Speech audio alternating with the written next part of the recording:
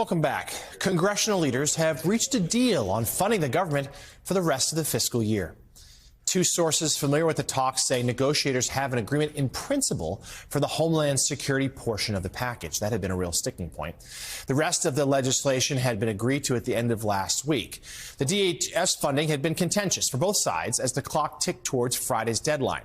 According to two sources, Democrats were pushing for additional border security funding, while Republicans wanted more cash to go towards the agency's core mission, without elaborating as to what that is.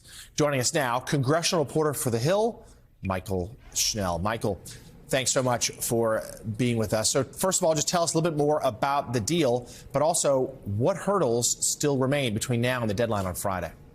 Yeah. Hey, Jonathan. Good morning. Really, what we know right now about this agreement is that there is a deal on the table. That deal in principle, as you mentioned, between congressional leaders to fund the Department of Homeland Security through the end of the fiscal year. And this was sort of the final puzzle piece to the package of bills that's needed to avert a partial government shutdown on Friday. The deals are still being, the details are still being worked out. Crucially, the legislative text is still being written. So there's going to be some time until we see the particulars here. But there's still a host of hurdles in terms of averting that shutdown. The deadline, of course, is Friday at midnight. Conservatives have been very adamant in the House that they need at least 72 hours to review any legislation that comes to the floor for a vote, particularly appropriations bills, especially as conservatives oppose these government funding bills. We have heard very vocal opposition. With that 72 hours, if you factor that in, if text is released by Friday, by Wednesday, we could be looking at a Friday or Saturday vote just in the House. And then the Senate is its own, can of worms where you need 100 senators to sign on unanimous consent to speed up the process. Jonathan, as we know, you really don't get 100% agreement on anything in the Senate these days, let alone a government funding bill. It's going to be tough. Yeah, certainly good progress, but not done yet. Michael, let's look forward, though, a little bit. If indeed this does get done, the government stays open, the leadership has suggested that they'll move towards maybe some Ukraine funding next. And you've got some new reporting on that. What do you have?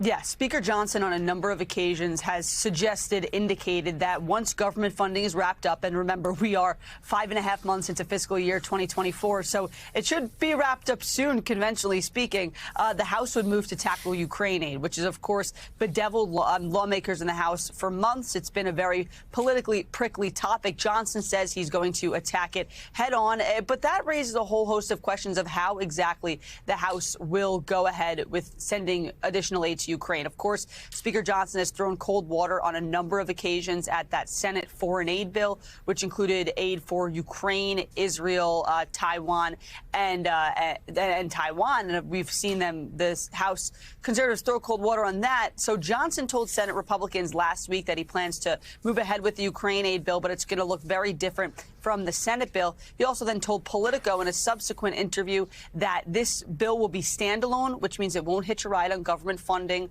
or another must-pass bill. And crucially, Jonathan, he said he expects it to be moved under suspension of the rules, which is a fast-track process that requires two-thirds support for passage, which essentially means you're going to need buy-in from Democrats. And of course, we've heard Johnson on a number of occasions say Ukraine aid must be paired with border security. That begs the question of how does he expect to form a package that includes the Ukraine aid and border security and still get Democrats on board? It seems that the more he talks about his expectations for this package, Jonathan, the more questions it raises. Yeah, it's certainly the White House pushing for this Ukraine funding for quite some time. And Michael, lastly, you mentioned border security. Democrats are really going on the offensive right now. It's part of this deal that's hoped it should be worked out this week, but also they're trying to make it part of the upcoming campaign. Tell us a little bit more about that push. Yeah, we've seen in poll after poll, Jonathan, recently in recent months when talking about the 2024 election, that voters are most concerned and interested about the border and immigration. It's surpassed the economy in a number of polls. It's surpassed abortion and women's reproductive rights in a number of these surveys. So we've seen both parties try to go on the offensive when they discuss the topics of border security and immigration reform. Of course, for months, we've seen Republicans do this, really hammering at the Biden administration for the situation at the southern border. But we've also seen Democrats try to use this topic to their advantage, particularly in New York 3 last month, where we saw Congressman Tom Suozzi notch a win, flip that district from red to blue, largely because he went on the offensive about immigration reform, saying that the Senate bill should have been passed, saying that Democrats should attack this issue head on. So as we see voters become increasingly concerned about immigration, about the border, expect both parties to try to, make gains on that and really capitalize it on the campaign trail. Yeah, the Biden re-election team believes the same. I think we'll hear from the president about this very topic when he heads to Arizona this week. Congressional reporter for The Hill, Michael Schnell, thank you as always. We appreciate it. And